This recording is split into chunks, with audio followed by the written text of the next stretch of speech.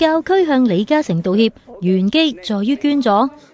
基督教傳媒發表題為《教區向李嘉誠致歉，指神父言論事件告一段落》，咪就係呢段說話咯。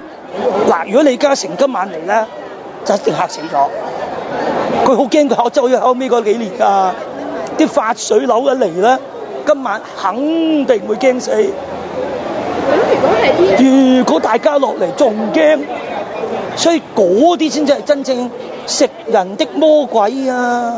報道引述咗李亮神父話，日前副主教楊明章直接打俾李嘉誠道歉，對方接納咗，仲話李嘉誠的確有唔高興㗎，但就冇考慮過採取法律行動。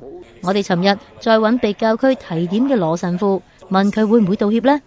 嗱，呢樣咧我唔會作答㗎啦。好啊，我完全唔再作答㗎啦。我講的講了，講的講了。但佢喺李嘉誠有份投資嘅 Facebook 反擊噃。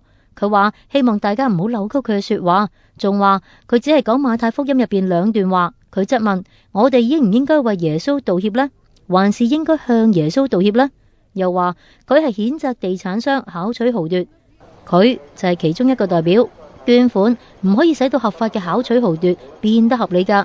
即使連主教都冇權違背歷任教宗確立咗嘅嗰個社會倫理嗰個界限，而呢個界限呢係關懷弱小地人。